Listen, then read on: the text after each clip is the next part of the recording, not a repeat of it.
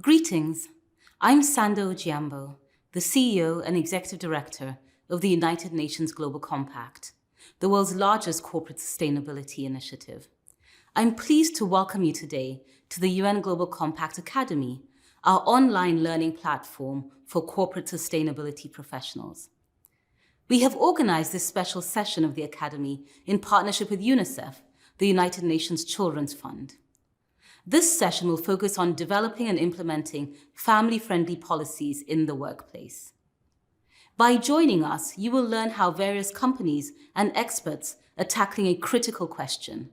How can businesses best support working parents? Around the world, working parents lack the resources they need to keep their families safe and secure. These are resources such as quality healthcare and paid sick leave, paid parental leave, living wages that cover family costs, child benefits, and access to affordable childcare. And now, COVID-19 poses even greater challenges for parents who must juggle the roles of worker, caregiver, provider, and teacher. Women are affected most acutely of all, as they bear an uneven burden of responsibility for child and elder care. At the same time, essential workers and those with jobs that cannot be done remotely are struggling to find viable childcare options. In these ways and more, the public health and economic crises triggered by the COVID-19 pandemic are shining a spotlight on the vital importance of family-friendly policies. In response, the UN Global Compact and UNICEF have produced a new guide designed to help employers support parents and caregivers in their own business operations. The guide also calls on employers to promote family-friendly policies among their business partners and across their supply chains. We developed this handbook as part of the Decent Work in Global Supply Chains Action Platform, an alliance of companies launched by the UN Global Compact in 2017. Partners include UNICEF, the International Labour Organization, and the Global Deal Initiative. After this session, please take the opportunity to learn about the platform and the steps your company can take to engage with its work. You can also learn more about Target Gender Equality, the UN Global Compact Accelerator Program for women's empowerment in businesses worldwide. Right now, however, I would like to hand it over to the Executive Director of UNICEF, Henrietta Fore. Thank you all very much for your participation. Thank you, Sanda. On behalf of everyone at UNICEF, thank you to the organizers, speakers, and panelists for shining a light on this critical issue. We are proud to join our friends of the UN Global Compact in this important event. A year and a half ago, in July 2019, we marked the launch of the Family-Friendly Policies agenda with a bold call to action to redesign the workplace of the future. In many ways, the future we envisioned then now stands before us. COVID-19 triggered an urgent reimagining of the workplace. The social and economic toll of the pandemic is unprecedented, and one that threatens to unravel many of the gains that we've made in areas like child health and nutrition, poverty eradication, gender equality, and inclusive economic growth. But this is not only a crisis for children. It's also a crisis for the most marginalized, including workers and their families in low-income, informal, and precarious employment. Now, more than ever, these workers and their families need support. We've seen the possibilities. We've seen that providing inclusive paid parental leave, breastfeeding support, access to quality childcare, adequate wages, and government-sponsored child benefits, we can create a win-win situation for children, women, parents, businesses, and society. Our job now is to translate these possibilities into lasting and inclusive family-friendly policies, especially as economies recover and regather strength in the years ahead. In this great effort, we need governments, but we also need the private sector to support their employees, workers, and business partners through the recovery and beyond. While the call to action has not changed, its urgency has. This unprecedented moment calls on all of us to take unprecedented action. That's what this meeting is all about, discussing the ideas and solutions that will make family-friendly policies a reality for every worker, every parent, and every child. Thank you for joining UNICEF and the UN Global Compact in this important initiative.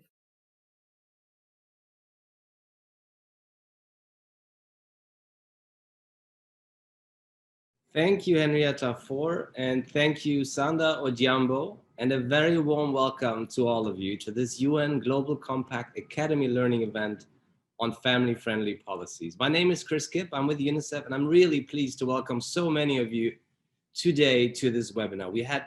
And I can see we have some close to 500 participants online at the moment, so thank you very much indeed for your time. Today, you will be hearing more about the importance of family-friendly policies in the context of COVID-19, of course, but also beyond as we look towards a post-pandemic future. And we're very pleased to have two business representatives as speakers with us today from Deloitte and from LOreal, and Laura Adati from the ILO. Now, before I hand over to the ILO, we want to start with a brief introduction to what we mean by family-friendly policies. So in essence, really, family-friendly policies are the policies and benefits that help workers reconcile work and family life. And at UNICEF, we categorize family-friendly policies into three support dimensions. So the first is time, for example, shared and paid parental leave that's inclusive and gender sensitive, but also very importantly, in the context of COVID-19, paid family and sick leave,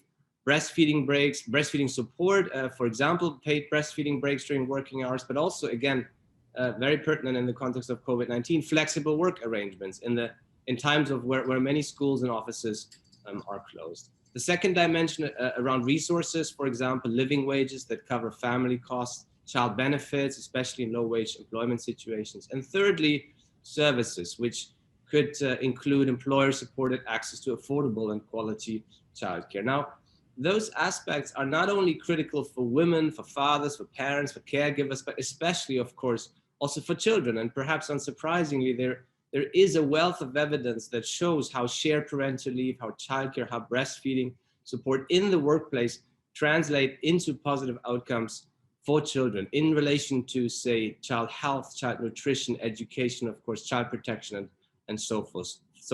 So there is really a strong link between working conditions for parents and caregivers and the well-being of their children. And additionally, and I think we might hear a little bit more about that today, we also see more evidence how these benefits not only support parents and children, but also, of course, businesses themselves.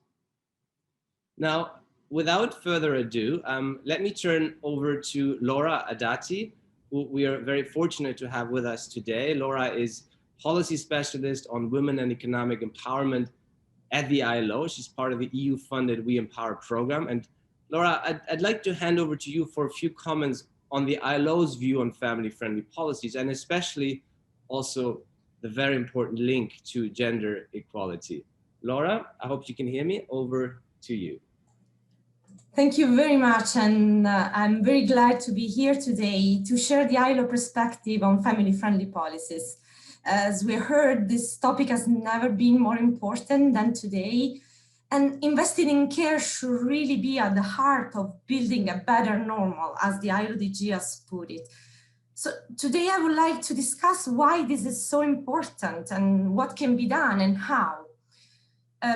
Balancing paid work, as we heard, and care for our loved ones is not a new challenge, especially for women. Before COVID, women were already performing more than 3/4 of all unpaid care work globally. And as a result, at the ILO, we have measures that women were experiencing a number of motherhood penalties in employment, in pay, in leadership, in the world of work. But the current crisis is really bringing, as we heard, unprecedented work-life balance challenges to children, families, but also businesses and societies. The current policies are not doing really a good job for the large majority of workers. So this is why now, more than ever, governments, businesses, and workers need to come together and invest in care. So why this is so important? Because care matters. It matters to all of us, to workers, to businesses, but it remains invisible, unvalued, and unaccounted for in decision-making. And this is why the ILO Centenary Declaration for the Future of Work has put measures to share the care and invest in the care economy at the very heart of a transformative agenda to achieve gender equality.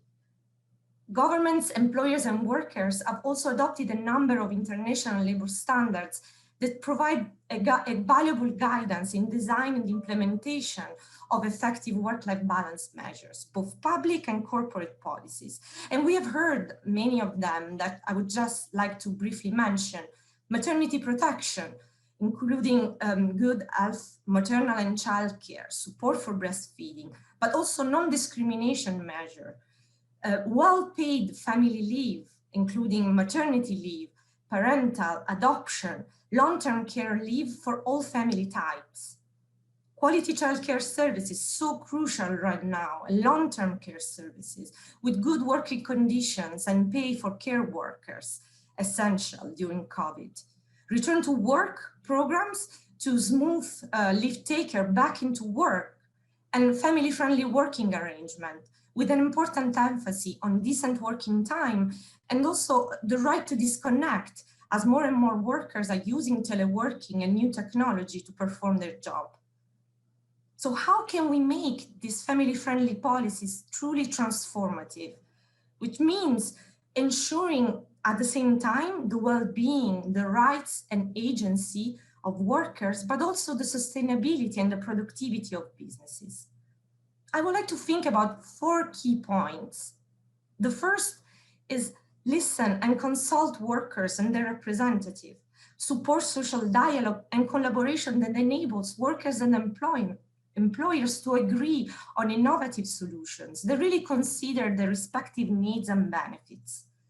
Think about how important leadership and culture is in this matter. Support care as a normal fact of business life and role model work-life balance so workers feel comfortable in using the available measures.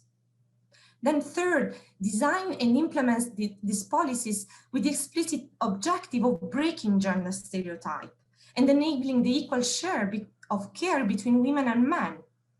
Ensure that all workers are covered and are encouraged to take up these measures, especially men and those that are not thinking as the usual carers.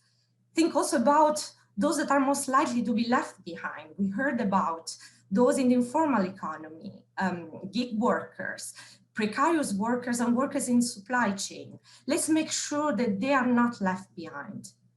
And finally, become a champion of this transformative agenda for gender equality. Governments remain the leaders in designing and implementing family-friendly policies, but companies can make a big difference in multiple ways. Comply with national legislation and adopt corporate policies that are in line or go even over and above international labor standards. Call for the ratification and implementation of ILO Convention. Support sustainable social protection systems so we can achieve universal coverage, and monitor and report success, what works, so we can all learn from each other as today. And in conclusion, when it comes to the crucial issue of affordability, let's think that there are a lot of low or zero cost measures that even employers with limited resources like in SMEs can offer to support.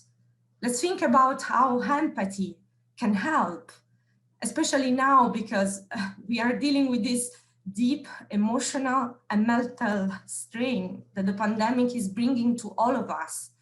We cannot really afford not to care about care. Thank you very much, and over to you, Chris. Thank you so much, Laura, for the really, really important background remarks and the great points you touch on, and also the collaboration between UNICEF and the ILO on this important agenda. Now, let's turn over to our 2 business speakers. I'm very pleased to welcome today Faye Shortland. She's the talent director at Deloitte, one of the big 4 accounting and consulting services firms, and Hugues de Beaugrenier, who is the head of employee social benefits at L'Oreal France and a member of the L'Oreal Share and Care Committee. And as many of you might know, L'Oreal is a French multinational company and one of the very large, if not biggest, personal care and cosmetics companies in the world. Now, thanks to both of you for joining us. It really is a pleasure indeed to have you here with us today. Faye, if I may, perhaps I can start with you and with a sort of an introductory question. Can you tell us a bit more about the family-friendly policies and programs that you have in place at Deloitte, whether it's in the UK or globally, and if you could outline what they are, where you see yourself in the journey on family-friendly policies, but importantly also, what's the motivation for Deloitte to adopt and implement them? Of course I can, Chris. And firstly, thank you and hello everyone. And I'm delighted to be here with you all today. So perhaps maybe, Chris, a little bit of a context about Deloitte first and foremost for those who aren't so familiar with the organisation. So Deloitte has around 330,000 professionals working across more than 150 countries around the world. And our presence across all of those countries varies widely, from big areas like the US and the UK through to much smaller representation in other countries across the world. What unifies us all globally, though, is our global shared values. And that's why I wanted to start with that as well. And two specific values in particular, that of fostering inclusion and taking care of each other, I think have particular resonance when it comes to the family-friendly policies that we're talking about today. In terms of what motivates Deloitte to adopt family-friendly policies, essentially for us, it's a belief that enabling everyone to balance their career with life outside work and providing the culture of support needed to make this happen is absolutely crucial for our success. And in this sense, family-friendly policies are a critical component of our diversity and inclusion strategy at Deloitte. While values are set globally, family-friendly policies are implemented at more local firm-wide levels, so within specific countries. And with that in mind, a lot of the examples I'll draw on today are from the UK, so one of our largest firms. Policies and programmes, Chris, are wide and varied, so I can only provide a few examples here. There's quite a list that I could go through. But fundamentally, at their core, they all aim to support our people before and after they become parents and ongoing throughout their careers with us as well. Few examples just to bring that to bear. We have enhanced pay during parental leave. We have shared parental leave as well, and 132 people have taken that up in the last 12 months. We have paid leave for fathers and partners to attend antenatal or adoption appointments, again, a critical component of the before birth options and policies that we have.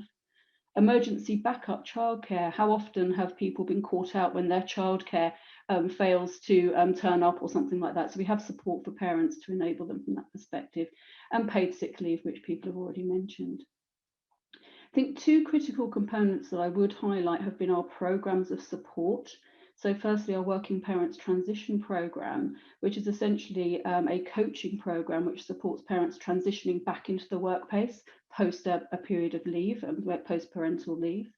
And also a return to work programme, which enables people to return to the workplace, securing learning and essential development to enable them to be successful, perhaps after a prolonged period of being out of the workplace itself.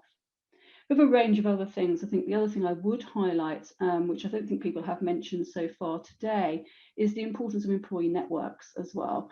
The ability for people to come together who have a shared lived experience and exchange experiences and ideas, and also support more generally to each other as well.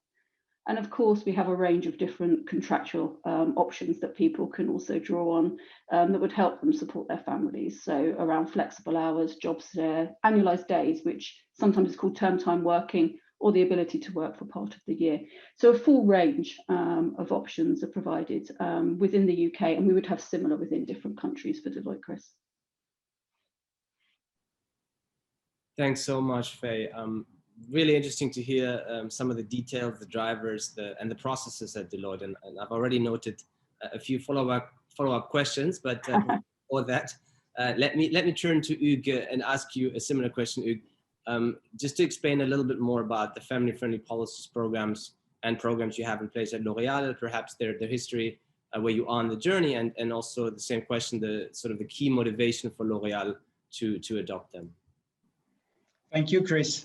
Hello, everyone. I'm very happy for this invitation to the UN Global Compact Academy, and I'm very happy to share about the L'Oreal family related policies, which is very important at L'Oreal. And it's, in fact, looking back at our history, this is a ongoing story. The family related policy. To illustrate that, I would go back to the 60s, when we already had an extra 4 weeks maternity leave fully paid at L'Oreal in France. So just to illustrate how long, for a while, we've had this family related elements in our culture. Since many initiatives, of course, towards family and maternity have been developed and implemented in our countries and subsidiaries, like flex time arrangements or measures promoting work-life balance. But there is a decisive milestone which was reached in 2013 with the implementation of the L'Oreal Share and Care program. This was very interesting and important for us because we launched a common frame for our social policy worldwide, covering all of our 67 countries when we have L'Oreal employees. So this is the policy, the Share and Care program, that enables us to set a global worldwide objectives that are met everywhere for our employees in a very ambitious and broad scope. Just to illustrate, I will explain the 4 pillars that are covered by our program. And these 4 pillars have all some links with some family related elements. The first pillar that we call protect relates to welfare protection with an objective that to offer all our employees and families with some financial protection in the event of unexpected life events like death, disability, and sickness. To give you an example, we have set up a minimum of 2 years of death capital for the families and relatives of our employees, which is now applied worldwide to all our employees. The second pillar is called care and relates to health, which is to provide high quality healthcare and health awareness for our employees and their families.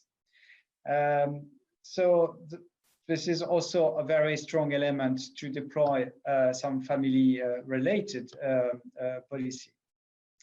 The third pillar is called balance, and this covers life balance and parenthood.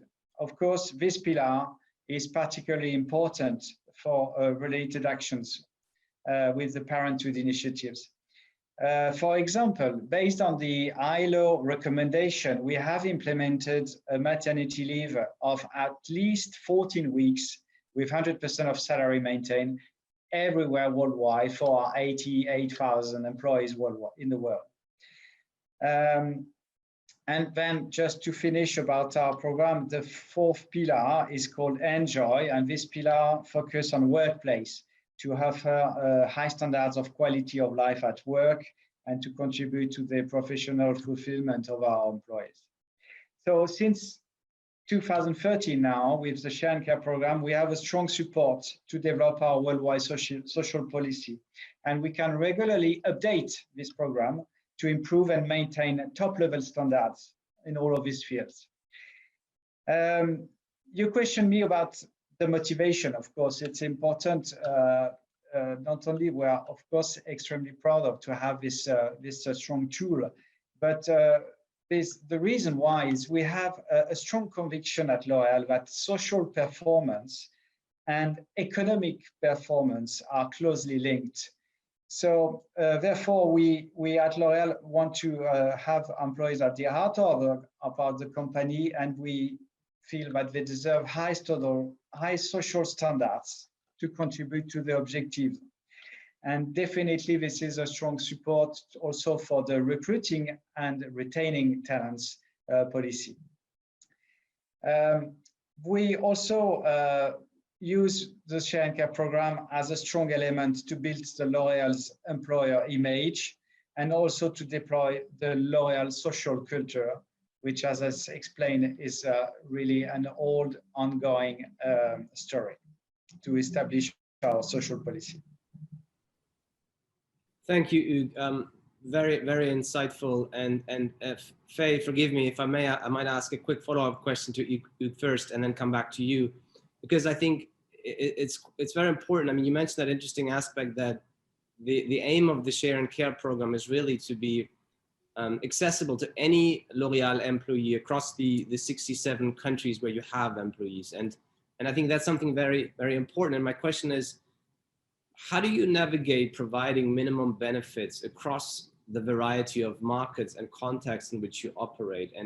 And what were some of the key challenges here that you might have to overcome? Because we know that there are more and more companies who are looking at making their policies universal and making them accessible, or making every employee benefit regardless of the market or the context in which they work. So is there any guidance or any insights that you have how you had to overcome that challenge? Yes, Chris, it's a very good question, and it's very important to see with the experience also that we start now to build what are the progress men and success factors.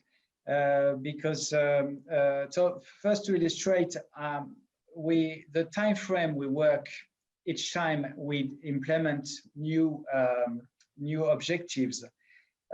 We have a time frame which grants 2-3 years time to plan and spread the cost, if any, for the new measures to implement.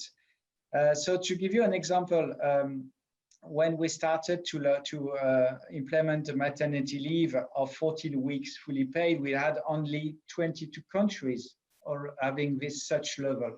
So that shows the progress to be made in the rest of the world to reach this level everywhere. So we started 2013, and at the beginning of 2016, we eventually knew that we had reached this level. We also want to encourage local initiatives. It's important that, of course, we fix some minimum rules, but we want to give some flexibility to our subsidiaries and teams to go above standards, to meet local cultural expectation, and to be in line with the best practices in place in each country. So we'll fix a minimum, but there are some room to elaborate and go over. For example, L'Oreal USA decided to increase the maternity leave from 14 weeks up to 16 weeks fully paid in 2019. So just to illustrate that we give some freedom and room to really go beyond our objectives. I think just to answer your question about success factors, I will give you two examples. The first one, which was very important in our company, it was a strong support we got from the top management. And in fact, it's our Chief Executive Officer, Jean-Paul Agon, who endorsed the project right from the beginning. And this has proven to be very important and decisive when himself and the L'Oreal Executive Committee decided that Share and Care program was part of the group strategy. So it was not only a human resources topic, but it was really at the heart of the strategy at L'Oreal.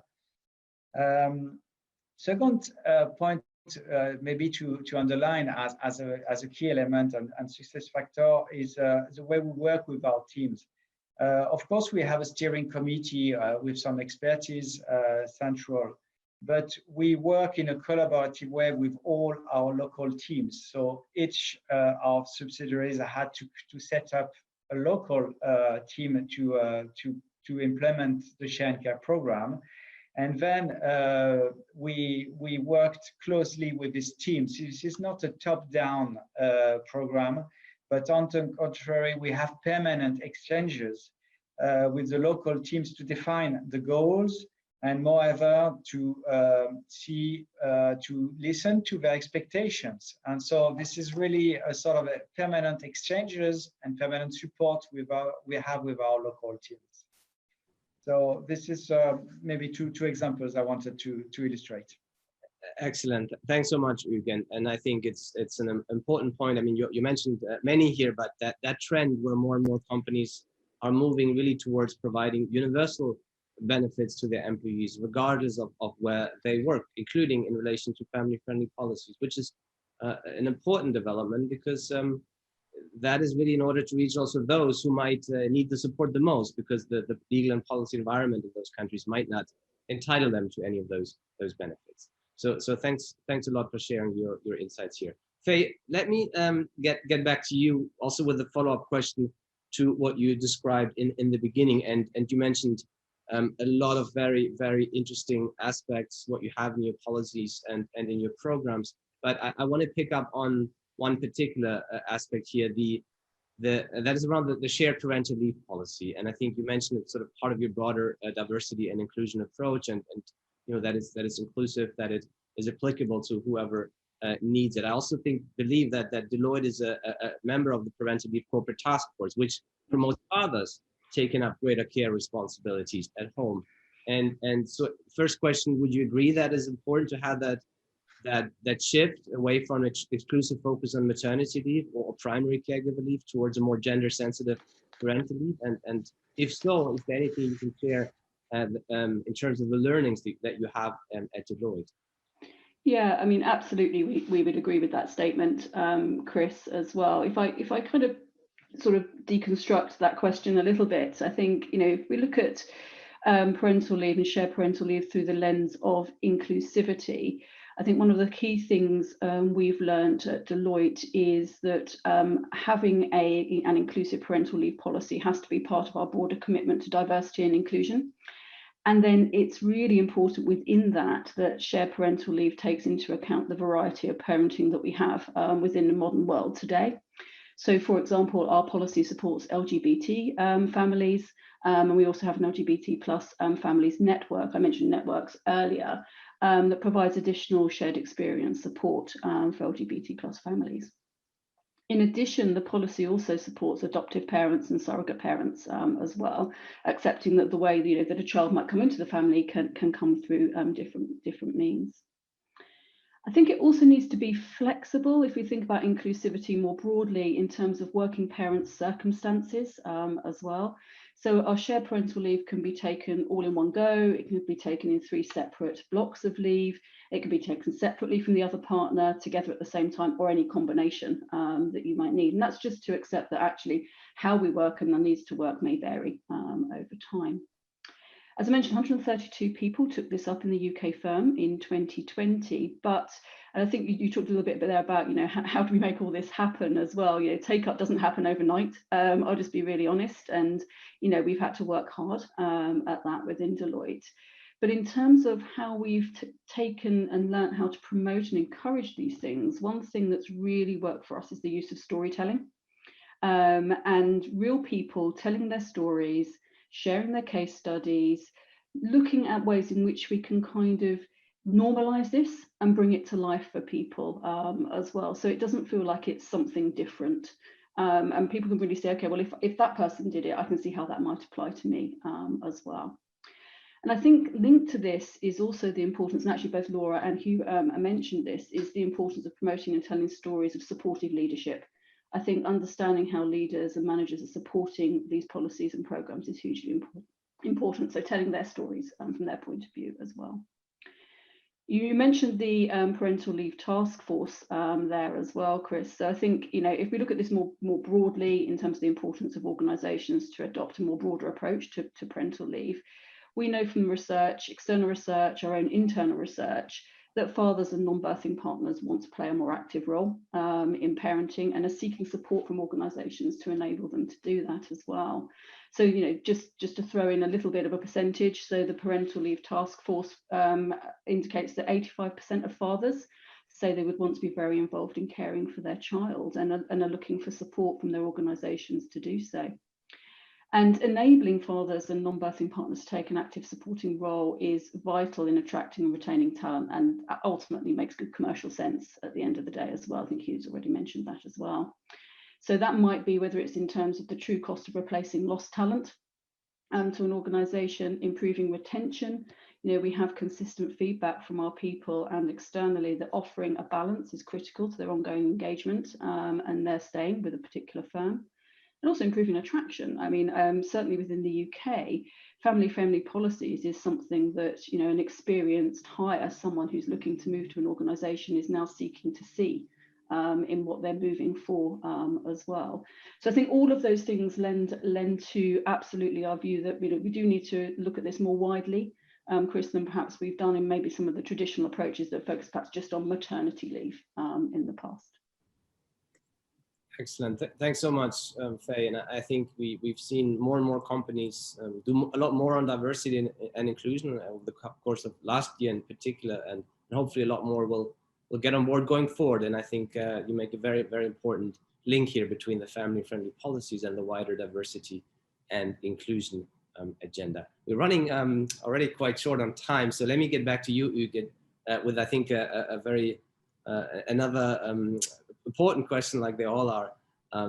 We can't ignore how COVID-19 has changed the world, and not just the primary consequences, the health implications, but particularly also, of course, the socioeconomic consequences. And we know from research and from experience that COVID-19 affects men and women differently, and it has particularly disproportionately impacted women through job losses, additional care burden, and many other factors. In your program, in your approach at L'Oreal, is there a way or a recognition how COVID-19 has also changed your approach to family-friendly policies or the share and care program? Well, yes, Chris, it's very interesting to see that this share and care program was a very strong support to face this crisis.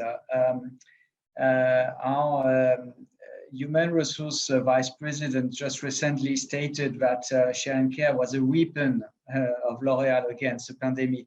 So it's just where I want to illustrate how this program has been very helpful for our employees and for their families.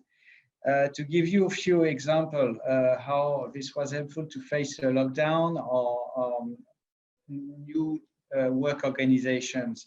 First, with Share and Care program, we had already implemented some remote working policies in every country, in all our operations. So we were, in a way, prepared to have to work in a very different way. So remote working policies. Second point is in many countries with our health care, we have the possibility for employees and their relatives to get telephone medical consultations, which again has proven to be very helpful to get information, advice about COVID symptoms or questions, even during the lockdown. We also have in our Share and Care program a standard that requires all our countries to offer an EAP offer, an employee assistance program, with the services available for all employees and their family to provide some preventive and proactive help and support, and to help employees to manage personal issues or like facing psychological difficulties. So again, we've seen that our EAP programs have been there to really support, and we've seen, of course, statistics showing the interest of these tools. So all of these services are supported by our Share and Care program, and again, it was a very interesting and strong support. Thanks, Hugues. And quickly over to you, Faye. Maybe a twofold question. I mean, the same question to you that I asked to Hugues. How has COVID affected your approach to family-friendly policies? The first part, but perhaps also linked to that, Deloitte's 2021 Global Human Capital Trends report has really some very interesting insights on some key trends you see transforming organizations in the future. So whether it's increased focus on remote work or the gig economy, automation, et cetera, et cetera. And also maybe linked to that question, the second part, what do you see as the impact of these trends on the future workforce and their families, and how do you think companies can respond? Thanks, Chris. Yeah, I think it's almost impossible to answer a question about the future of work without turning first to the impact of COVID-19 and the pandemic and what that's had, but also to a degree what insights it's given us that we, maybe we didn't have the opportunity before, and maybe some little things that we could look at to say we don't inadvertently stray into as a result. So I think, if I take the future trends piece first, and I'll come on a little bit about COVID-19 as well. So the shift and COVID-19 has enabled and accelerated this shift towards hybrid and agile working models like never before. Everybody suddenly started remote working, despite organisations perhaps promoting that in the past. It became an instant reality. And also increased digitalisation of work and learning had to take place very, very quickly in its speed. So some good things have been accelerated by the reaction to the pandemic. And the shift has also benefited the workforce in some ways as well. It's brought into sharp relief the opportunities that remote working can bring. It's also provided perhaps greater flexibility in some cases for people as well. And it's also increased the focus on investment from organisations into wellbeing and mental health. So there have been some positive components that have been accelerated as a result of reactions to the pandemic. And all of those things were forming part of where we need to focus in terms of work of the future anyway. But, and I think we've already highlighted some of these, there are some potential pitfalls which organisations need to be prepared to identify and address. So the merging of work and home boundaries and its impact on work-life balance, I think, is a critical thing to consider. One size doesn't fit all. It's very, in our jump to perhaps thinking remote working or other types of working would support everyone, it doesn't. And we need to think about how we might balance that moving forward. And also what sort of barriers to inclusion might exist. And we talked there a little bit, and then we heard a little bit before around disproportional impacts to women, for example. I think that's a very real piece, and Deloitte has published a global study on that as well, which did highlight that actually the impact of the pandemic could threaten some of the progress that organisations have made to gender equality. But I think there's more subtle barriers that we also need to be aware of. So, the natural result of spontaneous face-to-face interaction, the ability to perhaps interact with diverse cultures and ethnicities that we perhaps wouldn't have in our day-to-day work. We need to be careful around that moving forward as well. I think in terms of way for companies to respond, going more broadly, I think a big piece is around leadership and management. I think that's important more broadly to family-friendly policies, but actually increasingly in a new way of working, and be prepared to lead and manage in an increasingly diverse set of working circumstances as well. I think emphasising trust and empathy will be key, and Laura mentioned that right at the start as well, in terms of the importance of that in leadership moving forward. I think measurement will be key in terms of the experience that people have, and we will need to continue to measure the impact that change is having on their lives as well, and what that means in terms of their working interactions.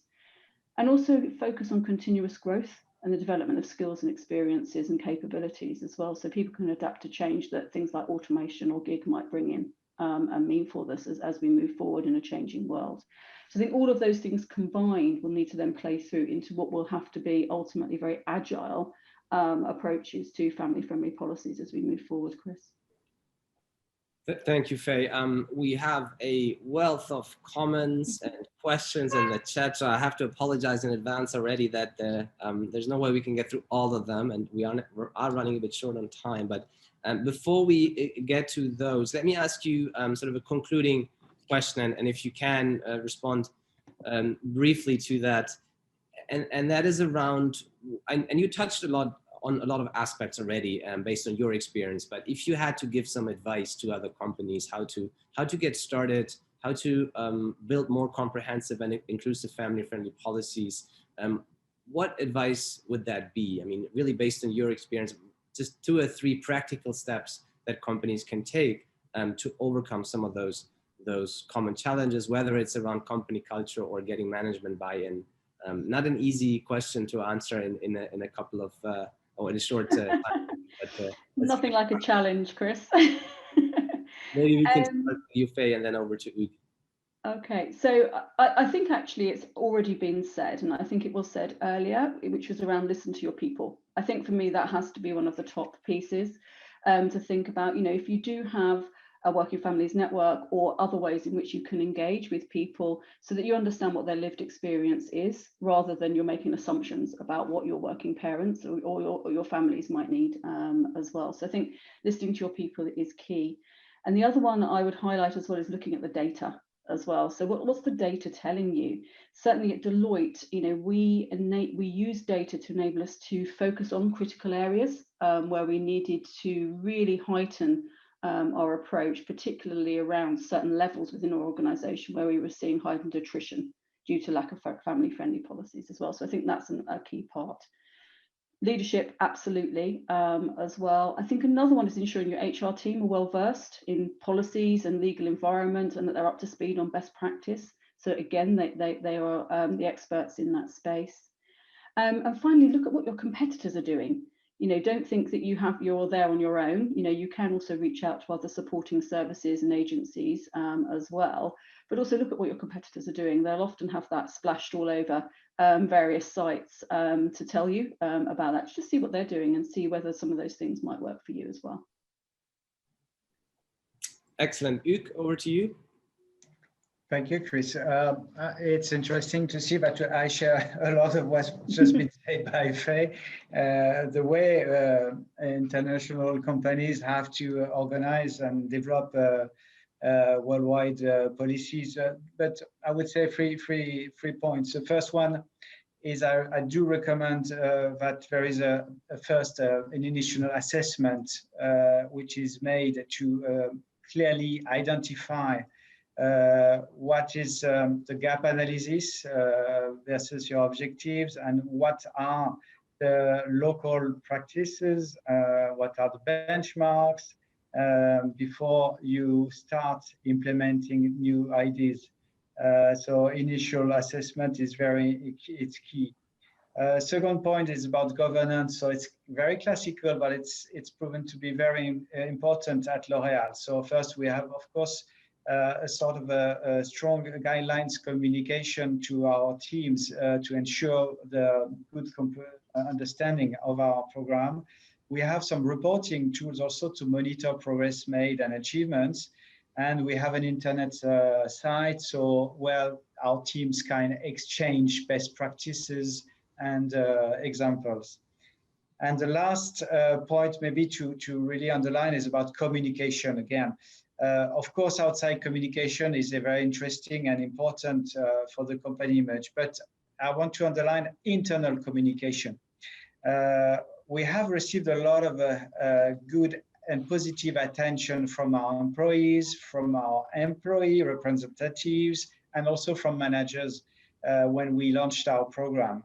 And this is really very interesting to get the feelings and the feedback from the employees themselves when you implement, when you think about increasing your policy, because this is their life at the end, which is we want to help and support.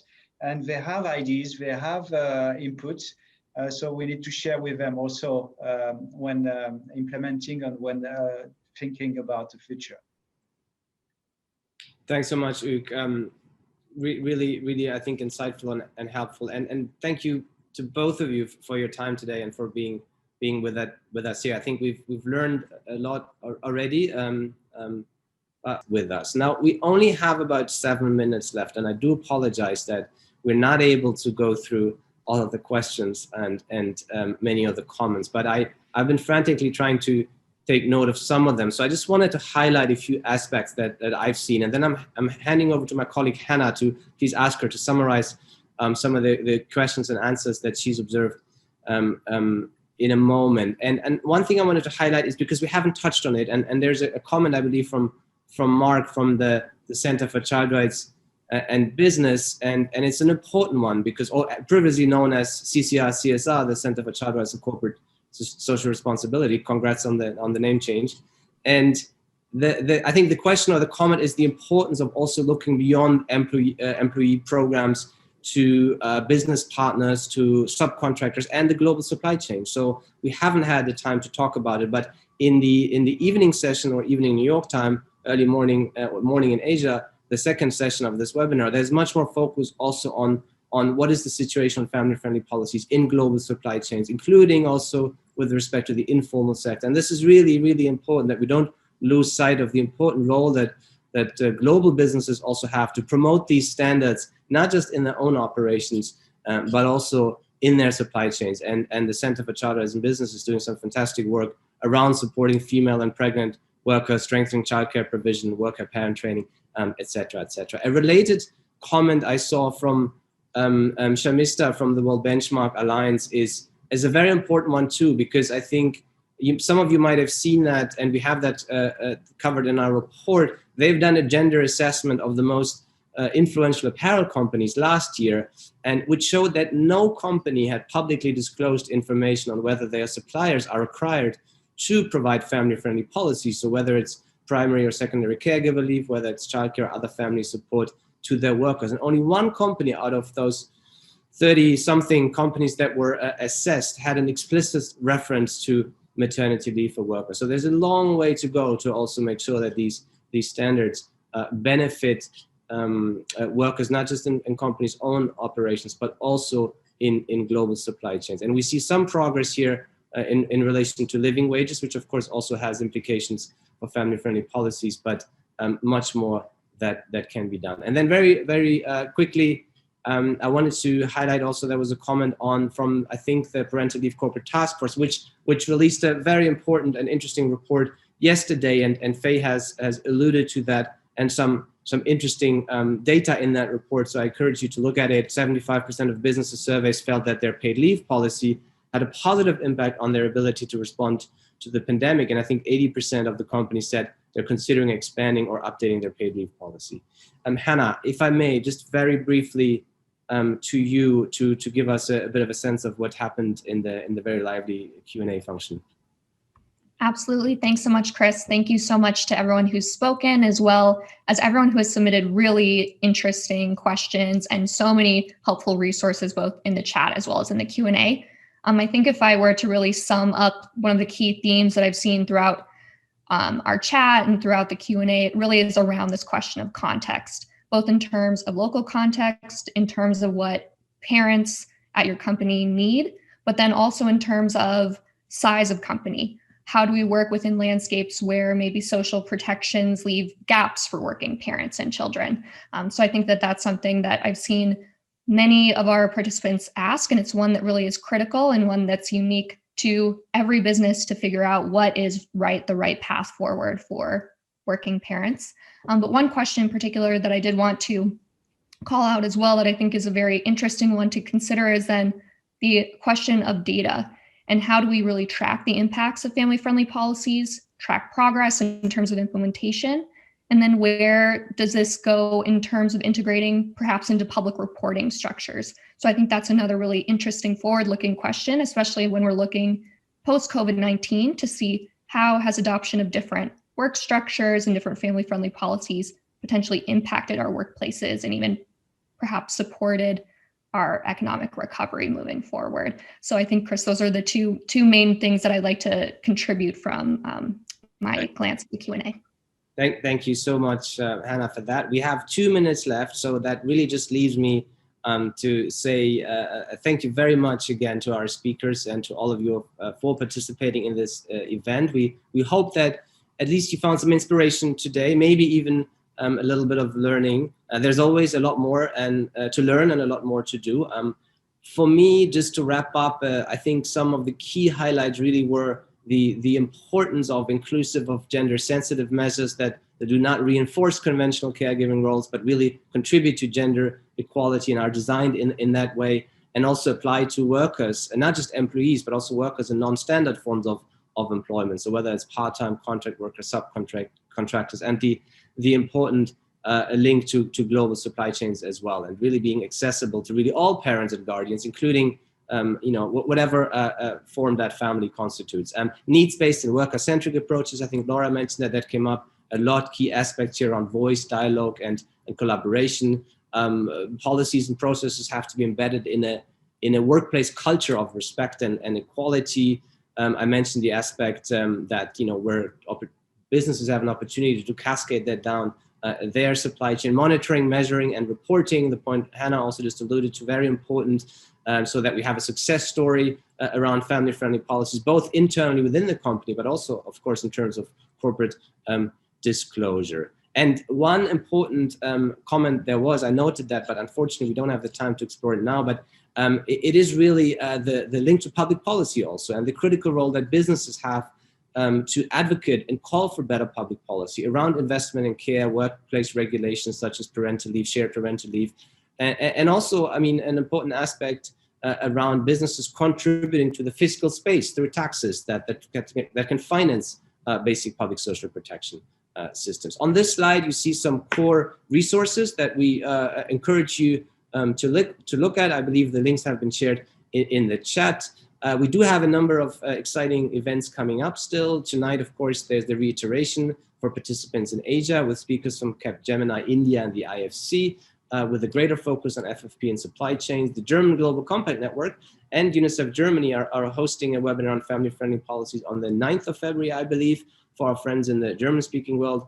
UNICEF USA and UNICEF Canada are hosting an event on family-friendly policies for a North American-based audience on the 17th of February, I believe, with speakers from VF Corporation and Scotia Bank. There should be a link in the chat function, hopefully. And last but not least, the UN Global Compact is hosting another Academy learning event on how to increase gender balance in boardrooms on the 18th of February. Details can be found on the UNGC website. So there's a lot happening, and maybe you find those events of interest too. Now, with that, we hope that this event really will have triggered some inspiration, some learning. Perhaps also it has spurred, or it will spur more cooperation and collaboration at national levels with local global compact networks, with UNICEF, with ILO, with so many others who are engaged in this space. And last thing, as you leave the webinar, there should be an exit survey coming up, and we'd be very grateful if you can leave us some feedback. So let me say thank you very much again for joining us today. Thanks to our speakers in particular. We hope you stay well and healthy in the new year, and lots of success in taking this agenda forward. Thank you very much.